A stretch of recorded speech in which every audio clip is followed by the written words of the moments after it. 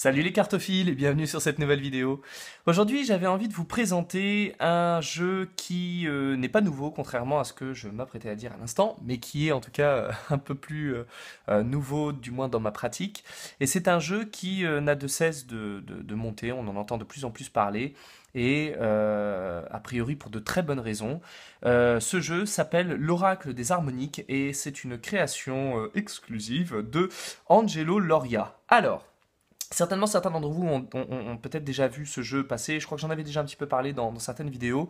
Je suis pas sûr d'en avoir fait jusqu'à présent usage. Je le ferai. En tout cas, j'en ferai usage certainement pour de futurs taroscopes ou de futures lectures. Mais en tout cas, moi, il me faisait vraiment, vraiment plaisir de vous le présenter parce que j'ai eu une histoire assez particulière avec ce jeu, avec sa découverte, avec la rencontre de son auteur. Et c'est un jeu, moi, qui m'a beaucoup touché. Et comme j'ai eu l'occasion très récemment, il n'y a pas très très longtemps, de pouvoir participer justement à l'une des formations proposées par le créateur afin d'apprendre un peu les différents secrets du jeu et de sa structure. Voilà, ça me permet en tout cas d'en parler peut-être un petit peu plus. Alors je suis pas encore, je suis loin d'être un spécialiste de ce jeu parce qu'il est très complet et très complexe. Il est pas compliqué, il est vraiment complexe. C'est une fois qu'on a compris la structure, c'est facile.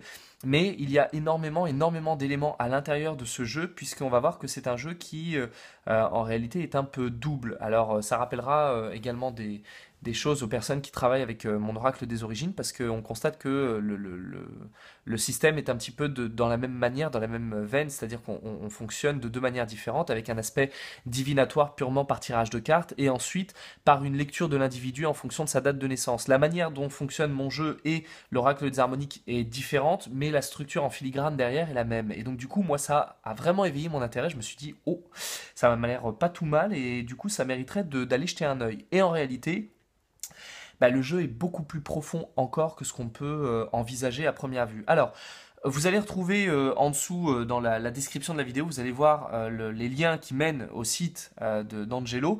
Dessus, vous pouvez voir un petit peu les différents éléments proposés par Angelo, que ce soit des consultations privées ou que ce soit la vente du jeu, des bouquins, on va en parler également, les formations, etc. On va voir qu'il y a énormément de choses. Donc ça, vous le retrouverez en bas dans la vidéo. Je vais vous parler d'abord un peu du jeu ou des jeux, puisque en réalité, nous nous retrouvons avec deux jeux qui sont en réalité le même, c'est à chaque fois le même jeu, mais présenté de manière un peu différente. Donc je vais commencer par le premier jeu que j'ai eu en main, et qui est donc voilà, l'oracle des harmoniques, assez, dans sa petite boîte assez classique. Tac, alors, on vient par là. Donc on a une petite carte de présentation, mais qu'importe. Hop, ça, on s'en fiche. Une petite carte qui présente encore un peu pour la présentation. La carte d'Angelo avec son symbole au-dessus. Hop, on va ranger ça là-dedans. Et puis normalement, on a un petit livret qu'on va garder de côté, parce que ça peut être intéressant. Alors, ce jeu, c'est la version dite... vous ne le voyez pas, parce qu'on ne voit pas mes doigts. Mais c'est dite non illustrée. Donc on va faire comme ça. Dite non illustrée. Parce qu'on a la seconde version qui sera la version illustrée.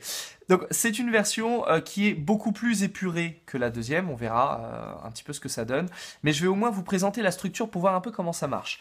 La structure, elle fonctionne toujours de la même manière, quelle que soit la version du jeu. Nous avons 1, 2, 3, 4, 5, 6, 7, 8 et 9 familles. Nous avons 9 familles qui sont en quelque sorte, on va dire ça comme ça, même si c'est une analogie un peu brutale et pas forcément tout à fait juste, mais c'est ainsi qu'on peut le présenter pour que ça soit plus facile à comprendre. Ça va être en gros les arcanes majeures du jeu de l'oracle, en essayant de présenter ça comme étant... Alors, je ne sais pas si ça peut vous parler, si on parle d'une fondamentale dans le langage musical, on va parler d'une fondamentale, c'est-à-dire d'une note qui est une note de base et au-dessus de laquelle on va pouvoir rajouter ce qu'on va appeler justement des harmonies ou des harmoniques qui sont en quelque sorte des subdivisions de la note fondamentale de base. Donc si ça vous parle pas le langage musical, c'est pas grave. On va revenir sur l'idée que nous avons ici en gros comme des arcanes majeures, desquelles découleront après des arcanes mineures. Donc vraiment, c'est un terme juste pour illustrer. On sort un peu quand même du contexte du tarot de Marseille, puisque on va voir que ça fonctionne pas de la même manière, c'est-à-dire que quand on prend les arcanes mineurs, ils peuvent être, dans le tarot de Marseille, j'entends, les arcanes mineurs peuvent être tout à fait indépendants des arcanes majeures et inversement. Là, c'est très différent puisque c'est véritablement une structure qui est complètement imbriquée où les majeurs et les mineurs, ou en tout cas les fondamentaux et les harmoniques, les principes et les harmoniques sont complètement imbriqués, puisqu'on va parler de principes, principe 1, principe 2, principe 3, etc. Donc l'idée, c'est que nous avons 9 principes. Ces 9 principes sont établis sur, donc évidemment, d'un point de vue numérologique, puisque le jeu fonctionne en numérologie, basés chacun sur l'un des chiffres principaux de la numérologie en allant de 1 à 9. Dès l'instant où on passe au-delà du 9, on arrive dans le 10, et à ce moment-là, on arrive sur des harmoniques, donc on verra ça après. Donc on a le principe 1, que là, dans cette version-là, on retrouve très en blanc et qui s'appelle la source de vie. Le 2, c'est le feu sacré, le 3, le corps du monde, le 4, la terre-mère, 5, l'être intérieur, 6, la voix des anges, 7, le septième soleil, 8, le serpent cosmique et 9, l'alliance. Chaque principe est un peu justement comme l'une des cartes du tarot. Chaque principe a un sens particulier, un sens qui peut s'étaler sur de très nombreuses caractéristiques, sur de très nombreux mots-clés. Du coup, c'est vraiment une espèce de thème général qui va extrêmement loin. Par exemple, on va voir le principe 1, le source de vie. La source de vie, ben c'est comme c'est le principe 1, c'est ce qui va démarrer, c'est ce qui va commencer, c'est ce qui va initier, c'est le début. Ça peut être le fait de... On peut tout faire, c'est vraiment, on a une toile blanche, la toile blanche elle est vide, on peut inscrire absolument tout ce qu'on veut dessus. Et on va voir que du coup, toutes ces harmoniques vont découler un peu de ça. La structure des cartes est toujours la même. On a toujours une illustration au centre qui est extrêmement basique. On a quelque chose d'assez simple qu'Angelo appelle un glyphe.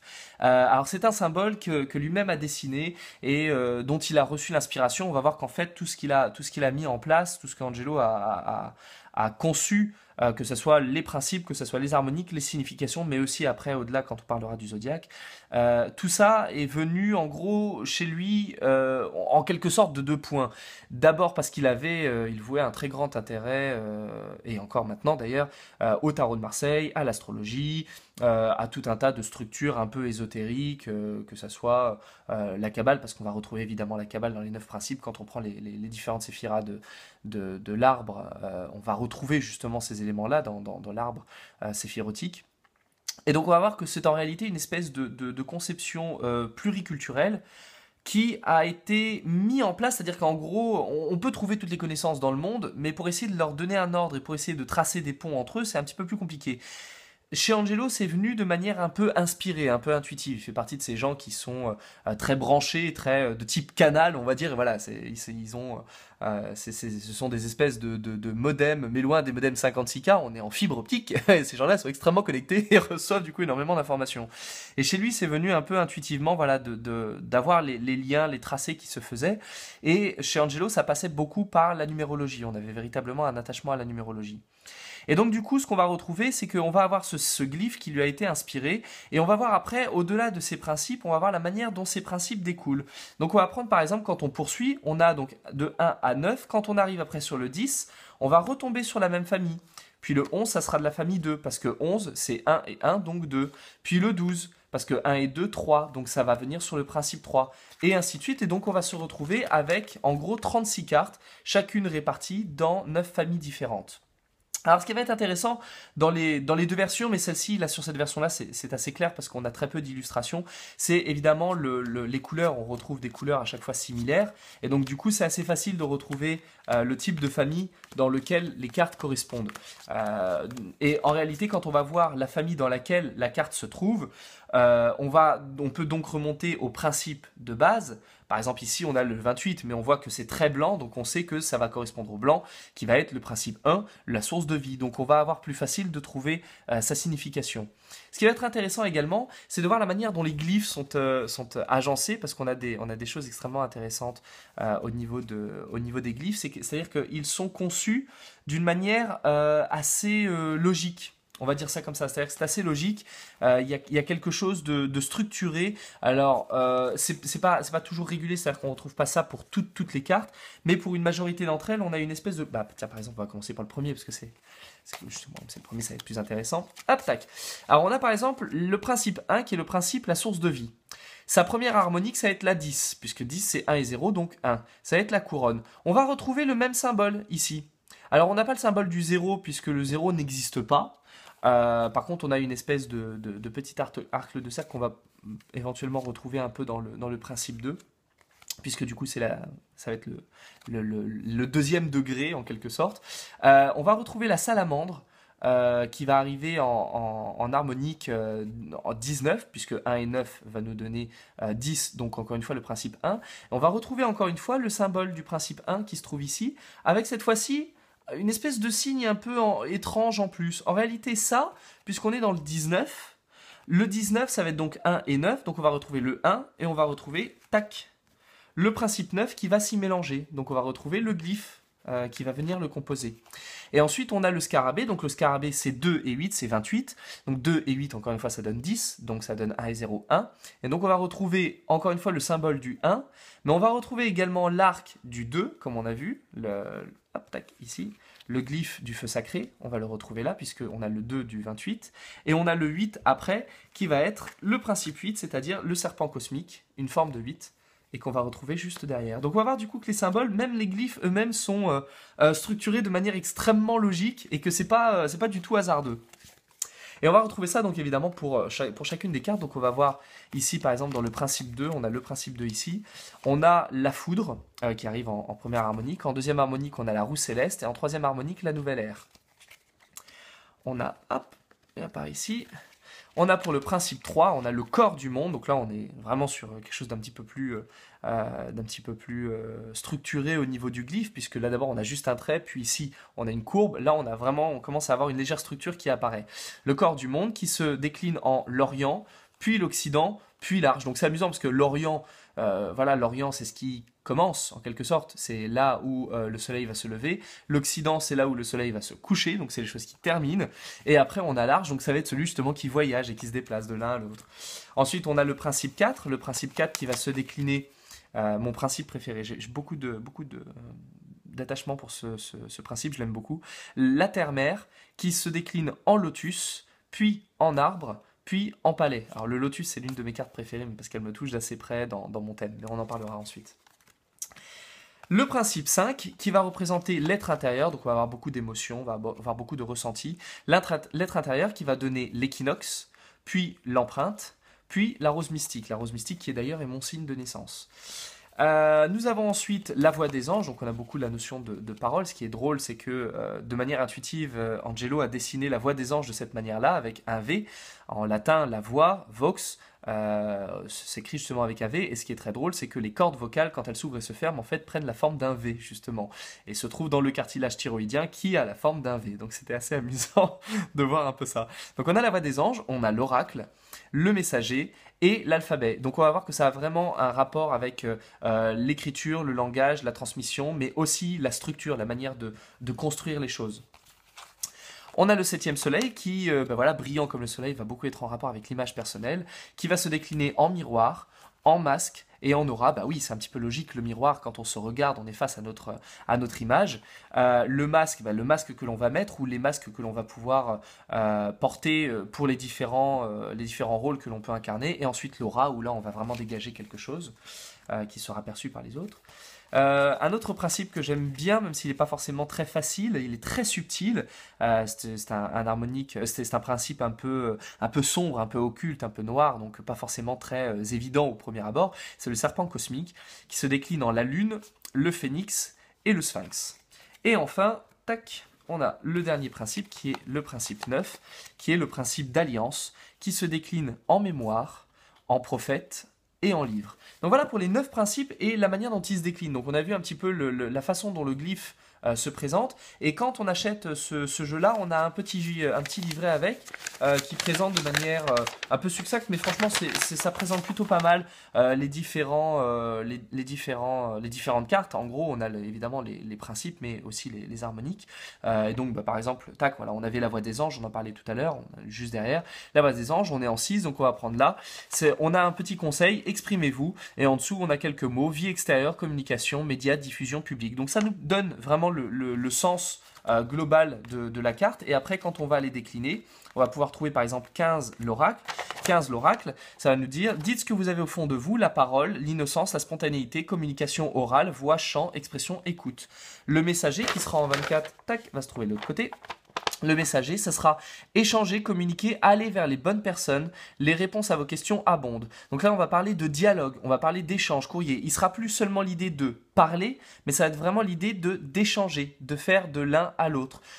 Commerce, communication écrite, lettres, popularité. On voit qu'on a vraiment le pont qui fait le lien entre nous et l'autre. Et là, c'est plus seulement en émission. Là, vous voyez, on a le 15. Donc, on a évidemment la parole. On a le 5 ici, le petit symbole du 5 qui représente nous, l'individu. Et ici, le principe 1, puisque c'est 1 et 5. Donc, on a le principe 1 qui est la source de vie, où là, on fait en autonomie, seul par nous-mêmes, et donc on exprime de manière unilatérale. Là, par contre, avec le messager, c'est vraiment l'idée de faire la liaison. Évidemment, après, on a encore une fois la dernière harmonique qui est l'alphabet. Et là, l'alphabet, on retrouve organisez-vous, vérifiez bien que vous faites les choses dans l'ordre. Par quoi commencer? Quelle est la place de tout un chacun? Et en mots-clés, on retrouve communication écrite, cette fois-ci, et plus forcément verbale, lettres, organisation, logique, ordre, position sociale et discrimination. Alors, discrimination dans le sens aussi de faire preuve de sens du discernement, pas uniquement l'idée de dire « Ah, Valérie !» Voilà, c'est pas tout à fait ça. Donc ça, c'est pour la version qui était la version, la première version, la version un peu de base, on va dire, en quelque sorte. Moi j'aime beaucoup cette version parce que peut-être c'est la version que j'ai eu le plus longtemps entre les mains et que j'ai beaucoup de... elle me plaît parce que les couleurs sont toujours très raccords les unes aux autres par rapport aux différentes familles dans lesquelles les cartes se trouvent. Mais on a quand même une deuxième version qui est sortie et qui est vraiment superbe avec laquelle nous avons fait la formation récemment et qui est une version beaucoup plus illustrée et qui pourra plaire ou moins en fonction de ce que l'on recherche. Moi, j'aime bien le côté un peu simple et simpliste des cartes. Là, on a une version déjà un petit peu plus... Poum, on sent, dès qu'on le prend dans les mains, on se dit « Waouh, ok, il y a de la matière ». On a une petite carte de garde comme d'habitude et donc on retrouve encore une fois nos différentes harmoniques et principes. Donc on commence par nos trois premiers principes. Donc source de vie, feu sacré, le corps du monde, la terre-mère, l'être intérieur, la voix des anges, le septième soleil, le serpent cosmique et l'alliance. Et là, on voit que d'un coup, ça en jette un chouïa plus au niveau graphique. On sent que ça a vraiment de la densité et vraiment de la matière. C'est-à-dire qu'effectivement, quand on passe même si on aime bien les couleurs simples, mais quand on passe de ça à ça, il y a quelque chose qui d'un coup prend vachement plus forme. Même quand on prend même les autres principes, hein, on voit tout de suite qu'il y a quelque chose de beaucoup plus dense, de beaucoup plus matériel, beaucoup plus ancré. Il y a vraiment quelque chose qui prend forme avec ces illustrations qui sont savamment choisies par Angelo. Tac, on arrive à la fin. Hop. Et le dernier, principe 9, où on a vraiment des choses extrêmement denses. Alors, au début, effectivement, c'est bien, moi je trouve en tout cas que c'est bien d'avoir les deux. Je trouve que c'est bien d'avoir les deux parce que, en fait, quand on a la version simple, c'est beaucoup plus facile de s'y retrouver dans le jeu, quand on n'est pas forcément tout de suite formalisé avec la structure, avec les théories qui sous-tendent un peu tout ça, qui sont purement de la numérologie et de la graphologie, enfin de la graphie en tout cas. Donc moi je trouve que c'est bien de commencer par celui-là parce que du coup quand effectivement on tire les cartes, on se dit ah bah tac, je tire au hasard, je vais tirer le miroir, j'ai des couleurs qui automatiquement vont me rappeler le principe 7, donc c'est plus facile pour moi de m'y retrouver. Lorsque je vais aller tirer avec le jeu illustré, ça va peut-être être moins évident au début.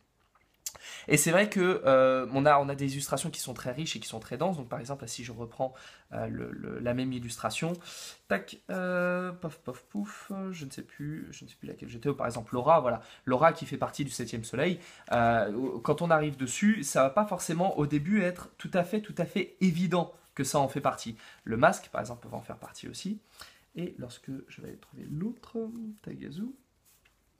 Je crois que j'ai dépassé. Oh, bigre, 16. Voilà, miroir. C'est bien fait pour moi, j'aurais dû les ranger.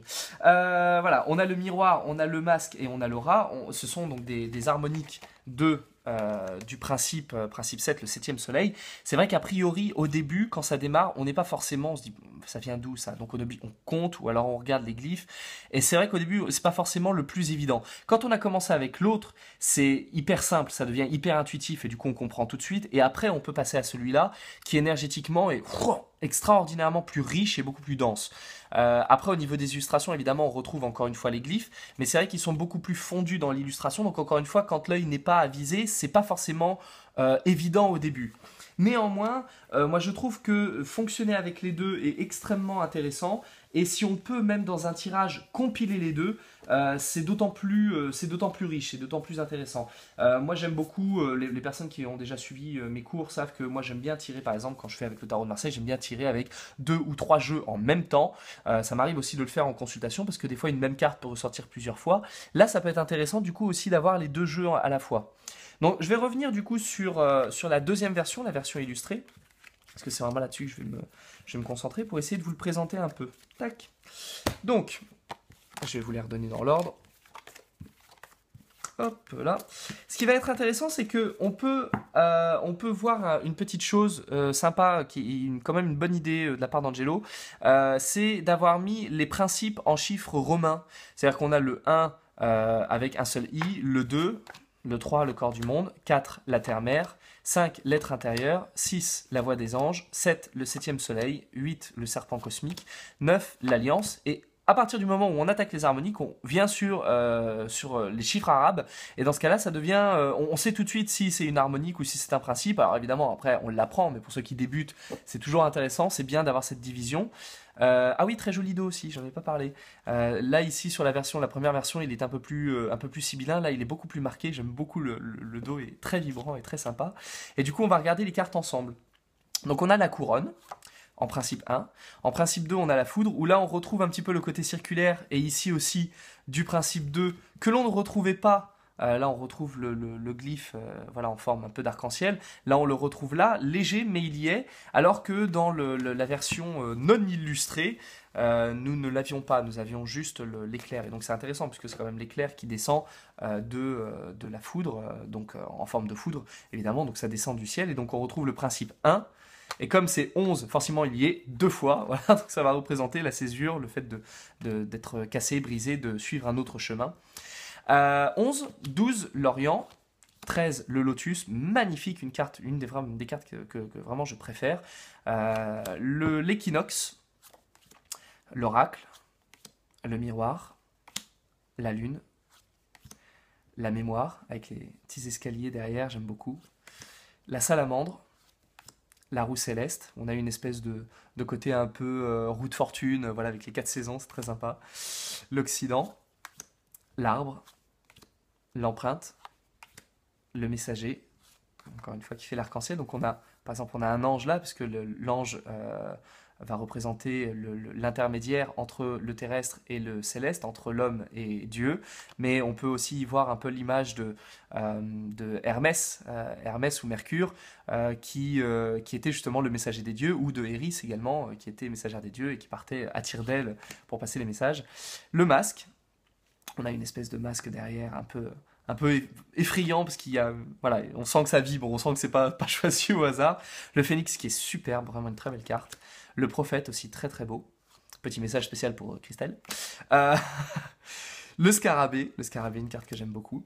La nouvelle ère, l'arche, le palais, la rose mystique, mon signe, l'alphabet, l'aura, le sphinx, carte très très riche également, et le livre. Alors, pour ce jeu, quand on le présente un peu, on se dit, ouais, bon, un énième jeu, quoi, voilà, hein, parmi tant d'autres. Eh ben non, justement, c'est pas un énième jeu. Il a quelque chose de très intéressant, c'est que il ne fait pas que proposer une vision différente des cartes, et il ne fait pas que proposer une vision différente de la numérologie. Il tisse véritablement un pont. La base de tout ça, c'est l'addition. Et la deuxième base, évidemment, c'est notre date de naissance. Lorsque l'on prend notre date de naissance et que l'on additionne nos chiffres, on tombe sur un nombre final qui, une fois réduit, si le chiffre dépasse 36, ou pas réduit lorsqu'il ne dépasse pas, nous met en analogie avec une des cartes. Moi, par exemple, je suis né le 1er juillet 1986, donc quand on mélange tout ça, ça nous donne le chiffre 32. Et 32, tac, c'est la rose mystique. Et la rose mystique va donc être mon signe et va donner le sens, en gros, de ce que je suis intimement, intérieurement. Après, par rapport toujours à la date de naissance, on peut également calculer un ascendant. Et cet ascendant chez moi, par exemple, ça va, hop, être le numéro 17, et ça va nous donner la lune. La lune qui, du coup, va dire la manière dont j'agis, ce qui est spontané chez moi, la manière dont je vais me manifester dans le monde. Et effectivement, lorsque l'on regarde un petit peu notre signe et notre ascendant, ça prend tout de suite énormément sens. C'est vraiment quelque chose d'extrêmement pertinent. Et du coup, ce qui est très intéressant, c'est que quand vous allez sur le site d'Angelo, vous pouvez entrer dans un formulaire votre date de naissance et trouver votre signe et votre ascendant. Et je crois que vous trouvez également un dernier, je crois que sur le site ça s'y trouve, la quête de vie. Alors la quête de vie, en gros, voilà, ça donne un peu le chemin sur lequel on est susceptible de se présenter. Et là aussi, où quand on fait quelques efforts savamment orchestrés, on peut du coup se réaliser. Donc c'est très intéressant. Moi, je vous invite vraiment, vraiment, vraiment à aller sur le site d'Angelo pour tester. Et puis pour voir en tapant votre date de naissance, on s'en fout de l'heure, on s'en fout du lieu, on s'en fout de la couleur de vêtements de votre mère au moment de l'accouchement, on s'en tamponne complètement. C'est juste votre date de naissance et tout de suite, ça va donner des informations très pertinentes. Mais ces informations pertinentes ne sont pas les seules. C'est-à-dire que, évidemment, lorsque vous faites votre date de naissance, vous voyez la carte, donc vous savez évidemment la signification, mais pas que. On a énormément d'autres choses que l'on peut calculer et que présente Angelo dans ses formations.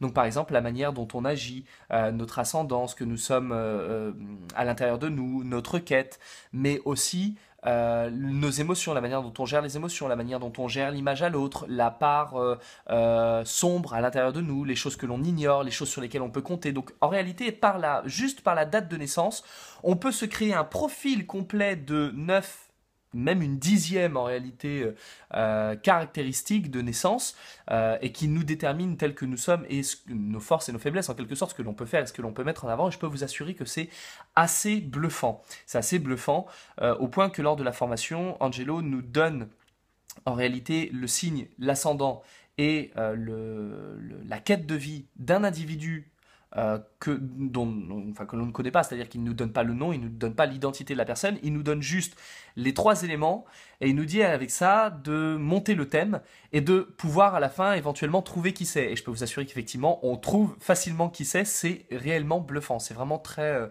très pertinent. Et donc ce qui est intéressant dans ce jeu, c'est que du coup on peut l'utiliser pour en gros établir une forme d'horoscopie.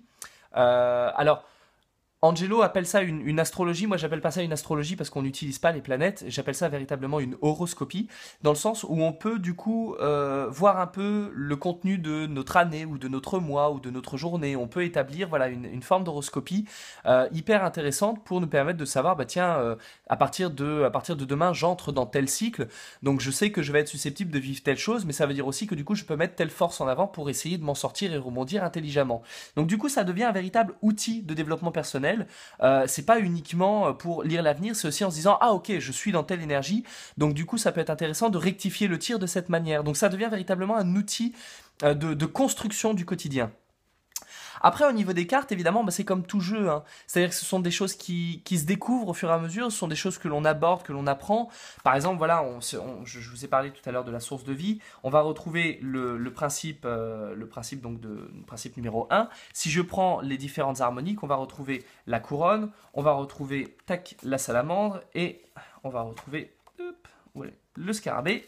Et on va voir que les cartes en réalité, oui évidemment comme toute carte on a besoin d'apprendre un peu le sens des cartes, mais on a aussi une logique qui sous-tend tout ça, parce que les glyphes se retrouvent, parce que la numérologie se décline de manière évidente, mais aussi au niveau de l'énergie et de la signification. La source de vie, c'est le début, le commencement. La couronne, ça va être le fait de faire, d'agir. On peut faire preuve d'une forme d'autorité, donc on est indépendant. On va faire selon notre manière et selon nos envies, en totale autonomie. Dans la salamandre, on n'est pas dans l'idée uniquement de faire, on est dans l'idée de prendre ce qui a été et de le transformer pour lui donner une nouvelle vie. C'est-à-dire que là, on va complètement reformer les choses pour faire en sorte qu'elles soient plus durables, plus pérennes, qu'elles soient plus logiquement et stablement installées. Après, on a le scarabée qui est encore le degré au-dessus, où là, c'est l'idée de véritablement être une espèce de rassembleur, c'est-à-dire que on va se dire moi je vais faire le monde sous une autre forme, je vais lui donner vie sous une manière complètement différente et à ce moment-là je vais vraiment rassembler les gens autour de moi pour créer un mouvement collectif qui va donner lieu à une émergence beaucoup plus importante que à mon petit niveau, même si c'est intéressant, c'est bien d'avoir ça pour pouvoir vivre ça et du coup on va avoir la source de vie qui elle va reprendre son principe, c'est-à-dire début d'initiation, on commence, on fait les choses, on donne naissance, mais qui aura également en quelque sorte l'énergie de la couronne, et en quelque sorte l'énergie de la salamandre, et en quelque sorte l'énergie du scarabée.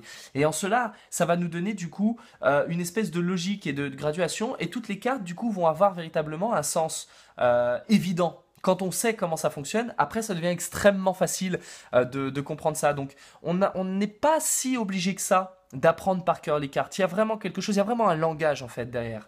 Et du coup c'est hyper intéressant parce que une fois qu'on a compris ça, la structure s'apprend beaucoup plus facilement et les cartes s'utilisent beaucoup plus facilement. Et donc tout ça on le développe beaucoup dans la formation et on voit comment ça fonctionne. J'ai pas fini. Alors, je poursuis. Parce qu'en plus de ça, notre bon Angelo Loria a tendance à avoir la plume gracile et il aime bien écrire plein de petits bouquins avec. Plein de petits bouquins avec. Dont je vous en présente deux très succinctement ici pour ne pas gâcher non plus le plaisir du lecteur. Nous retrouvons le grand livre des harmoniques et le grand manuel de l'oracle des harmoniques. Alors, qu'est-ce que c'est? Je vous le présente assez rapidement, on va commencer par celui-ci. Le grand livre des harmoniques, c'est un livre qui va nous parler déjà évidemment des cartes. Alors ça c'est un must-have si vous voulez apprendre les harmoniques, si on veut apprendre les sens. Donc par exemple, tac, au pifomètre, paf. Non, je tombe mal. Bon, je suis chez qui? La salamandre. Parfait, on en vient. Donc on va avoir la carte, on va avoir l'harmonique, le titre, on va avoir donc là ici on est en aspect symbolique, et on va avoir une petite description de l'aspect symbolique. On va avoir ensuite, on poursuit, donc on rentre un petit peu plus dans la signification du signe. On a le glyphe qui est expliqué, le sens du glyphe. On a une liste de personnes qui sont nées sous ce signe-là. Quelques citations qui sont en rapport avec ça. Comment en quelque sorte se comporter lorsque l'on rencontre quelqu'un qui est de ce signe-là. Des créations qui ont été faites sous le signe donc en l'occurrence là ici la salamandre. Tac. Nous avons ici une petite description quand on va un petit peu plus loin dans le symbole, donc de la manière dont c'est vécu, lorsque c'est vécu positivement, lorsque c'est vécu un peu plus négativement. Et on va voir, la salamandre n'est peut-être pas votre harmonique, mais elle peut être votre ascendant si vous êtes né le, et là dans ce cas-là on peut déterminer notre ascendant. Et on a un ascendant célèbre, voilà, Michael Jackson ou Léonard de Vinci, et puis après on enchaîne sur d'autres. Donc ça c'est vraiment le bouquin de référence pour apprendre ce que sont les cartes, les harmoniques, mais ce que sont aussi évidemment les principes et la manière dont ça fonctionne, puisqu'on en parle, ça fait partie de ça. Tac, et quand on va un petit peu plus loin, alors que je termine, voilà, on a le système des zodiaques, donc là on a le zodiaque du scarabée, on voit qu'à chaque fois on entre dans un système différent, paf, pouf, pif, alors que j'avance un peu, histoire d'arriver à la fin de l'ouvrage, entre guillemets, donc 36, puisque nous avons 36 cartes, donc la dernière c'est le livre. Tac. Et on a ensuite des annexes. Donc on a le zodiaque originel, la quête de vie, les harmoniques annuelles, les fréquences des harmoniques, la fréquence des harmoniques et le tableau des ascendants. Donc on a tout un tas d'éléments extrêmement intéressants qui nous permettent d'y voir un peu plus clair. Donc là on apprend un peu plus sur les principes, ce que sont les principes. Tac, on avance. La quête de vie. Comment calculer notre quête de vie? Donc ça c'est intéressant aussi, parce que du coup ça nous permet d'aller un petit peu plus loin dans la définition de ce que nous sommes. Les harmoniques annuelles, comment calculer les harmoniques annuelles, le tableau des ascendants, différentes annexes sur justement sur comment calculer nos ascendants et nos armeaux. Et voilà, des petits textes également sur comment utiliser telle énergie, que dit telle carte, etc. Donc on fait vraiment parler les cartes, et en gros c'est vraiment la Bible de base, vraiment. C'est-à-dire que c'est le fondamental du jeu. C'est-à-dire que une fois que vous avez ça, vous avez vraiment décrypté le sens des cartes, et ça vous permet pas forcément sous l'aspect pratique, mais vraiment sous l'aspect de l'être, de l'individu, de comprendre comment on est formé par rapport à ça et comment nous interpréter. Donc c'est vraiment le bouquin qui va vous permettre de calculer par rapport à votre date de naissance ce que vous êtes et de voir un petit peu où vous allez. Donc ça c'est intéressant. Après on a le grand manuel. Alors là lui c'est un vrai pavé qui fait, juste pour rire, voilà, 460, presque 470 pages. Euh, c'est un énorme bouquin qui va vous permettre d'utiliser les harmoniques, non pas sous la forme date de naissance, ou en tout cas c'est pas le but, mais vraiment sous la forme d'un jeu à tirer. Et donc là c'est très intéressant parce que donc on retrouve un petit récapitulatif des cartes, les mots-clés des différentes cartes. On a encore une fois un petit briefing avec chaque carte. On a la description, viens par là. Tac, on a la description, le principe, l'élément, l'action, les caractéristiques, au quotidien, l'anatomie, correspondance astrologique, dans le tarot de Marseille, à quoi ça correspond, les planètes, les chakras, pardon. Et donc du coup, on va pouvoir retrouver un petit peu tout ça pour chacune des cartes. Bah, tiens, par exemple, tout à l'heure, on était salamandre, donc je vais vous en lire un petit bout. La salamandre, c'est restructurer, utiliser ce qui existe maintenant pour construire demain. Donc si vous vous souvenez, la salamandre, c'est 1 et 9, 10, donc 1 et 0, 1, donc c'est principe 1. Le principe 1, c'est la source de vie, créer, etc. Et je vous avais dit, on a la couronne avant, donc c'est le fait de faire. On a le scarabée qui est après, c'est le fait de, en gros, de prendre les gens avec nous pour aller vers une construction d'un nouveau monde et de fédérer les gens. Là, c'est l'idée de prendre l'ancien pour donner naissance à du nouveau, c'est-à-dire qu'on va vraiment reconstruire. Deux parenthèses structurent le glyphe de la salamandre qui plante sa pointe créatrice vers le bas dans le sol. La première parenthèse désigne ce qui a été et la seconde ce qui va advenir, composant une sorte de maillon qui vise la continuité et non la rupture. La salamandre garantit que ce qui a été va se poursuivre sous une forme différente. C'est pourquoi elle est le symbole alchimique de l'immortalité et de l'esprit du feu. Elle change le plomb en or, le vieux en neuf, la mort en vie. Eh ben oui, une salamandre, ça change de forme. Pour ceux qui ne connaissent pas l'animal, c'est toujours intéressant à rencontrer. Et dans les principes, on va avoir l'origine. L'élément, ça va être le blanc, ce qui est potentiel, le début. L'action, c'est restructurer, reconstruire. Caractéristique, ça va être la résistance, la froideur, la méthode ou la profondeur. Au quotidien, ça va être le froid, la conservation, un réfrigérateur. Bah oui, d'un point de vue quotidien, c'est toujours intéressant de savoir pragmatiquement ce que ça nous donne. Toute activité de rénovation, restructuration, la notion d'héritage, un notaire, les souterrains, ponts et tunnels, les galeries et les jonctions de toutes sortes. En anatomie, c'est le rapport aux os. OS, pas EAUX, au cas où vous ne regarderiez pas la vidéo mais que vous l'écoutiez seulement. Correspondance astrologique, un mélange de scorpion qui se régénère, de cancer avec sa carapace et de lion qui veut laisser sa trace et de vierge méthodique. Dans le tarot de Marseille, l'arcane 13, la lame sans nom, mais aussi l'arcane 20, le jugement. Dans les planètes, Saturne et Pluton, et dans les chakras, Ajna, le chakra dit du troisième œil. Et donc du coup c'est intéressant parce que ça vous donne véritablement plein d'éléments pour travailler avec. Mais c'est pas tout. C'est pas juste un bouquin qui nous dit tiens, si vous tirez telle carte, ça veut dire ça. On a une structure, une manière de tirer très précise que nous propose Angelo qui est le tirage des éléments.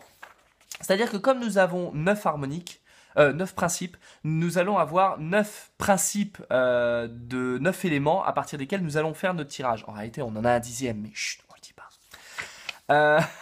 Le tableau des éléments, ça va être ça. On va retrouver en réalité 9 cartes à poser plus un dixième qui sera véritablement une conséquence. Et donc on va avoir le principe 1, celui que nous avons vu tout à l'heure, donc tac, le principe 1, c'est le blanc, la source de vie. Donc ça va être l'origine, la question du tirage, ce qui est à venir ou en devenir, ce qui débute ou le potentiel. On va avoir le principe 2, qui va être le feu sacré, l'action à accomplir, le mouvement, ce qui est en train de se produire, ce qui est en mouvement, etc. pour tous les principes. Et donc du coup on va faire des tirages à 9 et 10 cartes éventuellement, mais 9 cartes par rapport au principe, et pour le 10e élément qui reste de côté. Même si on l'intègre dedans, voilà, il est un petit peu de côté. Et ce qui est très intéressant, c'est que pour les personnes qui ne sont pas forcément très familières avec l'art de tirer les cartes, ce bouquin est une merveille. Déjà, on reprend un récapitulatif du principe, c'est-à-dire l'endroit, là ici on a le principe 1, c'est-à-dire que quelle que soit la carte que vous mettrez, ce sera ce principe-là qui sera concerné. Et on va voir pour toutes les cartes, c'est-à-dire si je tire, tac, au pifomètre, la 14, si je tire la 14 à cet endroit-là, c'est-à-dire en principe 1, je vais pouvoir aller au numéro 14 du principe 1, c'est-à-dire le principe blanc, et je vais voir du coup la signification. Celle-ci, en toute première carte, va nous dire c'est un nouvel équilibre, trouvez ses repères, la grande balance cosmique vient de se stabiliser, ce nouvel équilibre nous demande de nous adapter, cette position indique aussi la mise en présence des opposés, etc. On va avoir un sens limitatif, l'équinoxe blanc, alors parce que la carte c'est l'équinoxe, mais il est dans le principe premier, c'est-à-dire dans le principe blanc, l'élément blanc. L'équinoxe blanc indique que nous ne nous sommes pas encore positionnés et que nous risquons de nous retrouver dans une situation que nous ne désirerions pas. Et son sens fécond, c'est le basculement. Il s'agit de l'opportunité d'une remise à niveau qui va nous permettre de trouver notre place. Donc du coup, ça va nous permettre de ne même pas avoir besoin de trop se prendre la tête au début quand on démarre. Il suffit juste d'aller chercher, paf, tac, je viens de tirer le principe, l'élément d'ambre, c'est-à-dire en rapport avec le principe 5, quelle que soit la carte, je vais pouvoir trouver sa signification, toujours avec le glyphe au milieu, le nom en haut par rapport à l'élément et toute la signification qui découle derrière. Et du coup, c'est d'une simplicité assez déconcertante de pouvoir faire des tirages et c'est vraiment génial. Et à la fin, on retrouve le 10e élément, l'élément cristal qui est un petit bonus, mais dont je ne parlerai pas trop parce qu'on va laisser encore une fois un petit peu de mystère. Donc voilà pour la présentation du tirage. De temps en temps, on a des cartes en domicile, c'est-à-dire des cartes qui sont dans leur bonne énergie, à leur bonne place, donc ça c'est intéressant. On va avoir les réceptions mutuelles et quelques conseils, et puis on termine là l'ouvrage qui est déjà une belle bible, et qui est honnêtement, si vous vous procurez ces bouquins-là avec l'un des jeux, je peux vous assurer que vous allez faire des tirages du feu de Dieu.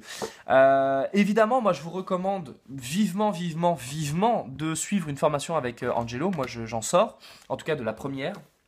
En quelque sorte la formation de niveau 1, mais on en a d'autres derrière qui arrivent, où on peut véritablement préciser encore plus le sens des cartes, la manière de lire un tirage, la manière de décrypter un portrait, où on va voir les quêtes de vie, les héritages karmiques, la manière de composer le thème d'une personne avec une autre personne, voilà, donc c'est extrêmement riche, extrêmement complexe, et en plus de ça, je vous assure que en dehors du fait, évidemment, que Angelo soit une bibliothèque vivante, on se tape des barres de fou rire absolument extraordinaires et que c'est un véritable plaisir que de passer du temps en ces si charmantes compagnies, puisque ce sont des formations qui peuvent se faire en présentiel ou à distance.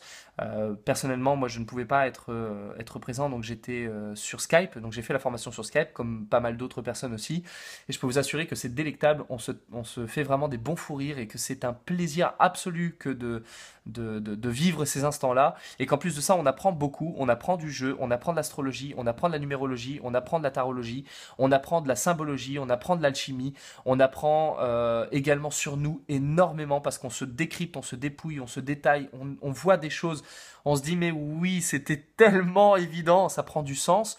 Et ce qui est fantastique, c'est que moi, ce que j'ai trouvé en tout cas fantastique, c'est en quelque sorte la porte d'humilité que laisse extraordinairement ouverte Angelo, puisqu'il n'est pas comme beaucoup de ses enseignants ou de ses professeurs qui considèrent avoir raison sur tout. En réalité, il va écouter tout ce que vous allez dire, toutes les idées que vous allez lui amener, des fois les citations qu'on peut donner, des expressions qui vont sortir, ou à un moment on a une idée puis on en parle, et il va dire mais oui, ça fait du sens, et du coup ça, par rapport à tel signe, et par rapport à telle harmonique, et donc il rebondit par rapport à ça, et tout ce que vous allez lui donner, ça va enrichir ce système, tant et si bien qu'en réalité, c'est presque ça va presque devenir une création commune. C'est-à-dire que vraiment, c'est une espèce d'ordinateur gigantesque à information qui grossit au fur et à mesure que des gens sont là pour en parler. Et c'est vraiment extraordinaire, c'est une expérience vraiment géniale à vivre. Et moi, je ne peux évidemment que vous recommander de vivre l'expérience au moins une fois. C'est vraiment fantastique. Donc voilà pour la petite présentation courte et succincte, évidemment, comme je sais faire, de l'oracle des harmoniques. Alors vous pouvez retrouver du coup sur son site les différents jeux. Je sais pas si les deux sont encore disponibles.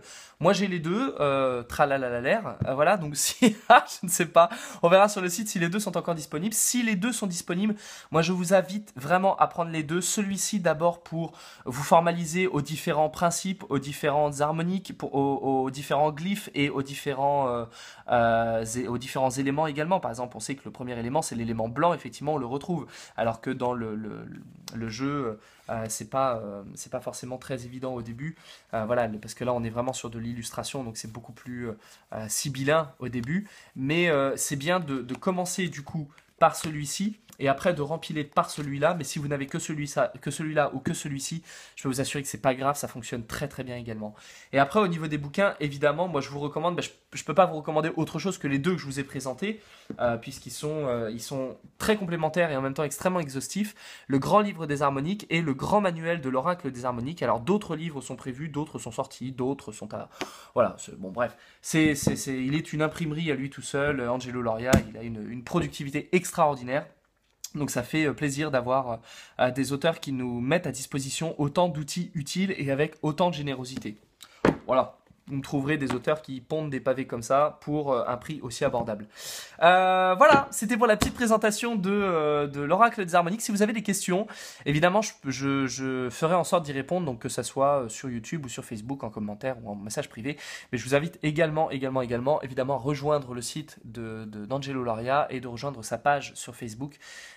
C'est un véritable cadeau et de temps en temps, allez jeter un œil sur son blog puisqu'il fait des prévisions. À chaque nouvelle lune, il fait des prévisions pour les jours à venir. Donc voilà, ça vaut toujours le coup d'aller jeter un petit coup d'œil. Et si à l'occasion vous posez encore des questions, n'hésitez pas à prendre une consultation avec lui. Je peux vous assurer qu'il retirera définitivement tout doute que vous pourriez avoir quant à son système. Voilà. Bon, pour moi... en ce qui me concerne, je vais retourner mélanger un petit peu mes différents jeux puisque je tire ce jeu avec mon tarot de Marseille et avec mon oracle des origines et que les trois s'entendent merveilleusement bien. Donc c'est un véritable plaisir que de pouvoir trouver des jeux comme celui-ci que l'on peut brasser et mêler avec d'autres. Et puis en tout cas, je vous donne rendez-vous très prochainement pour une nouvelle vidéo et en attendant d'ici là, comme d'habitude, prenez soin de vous.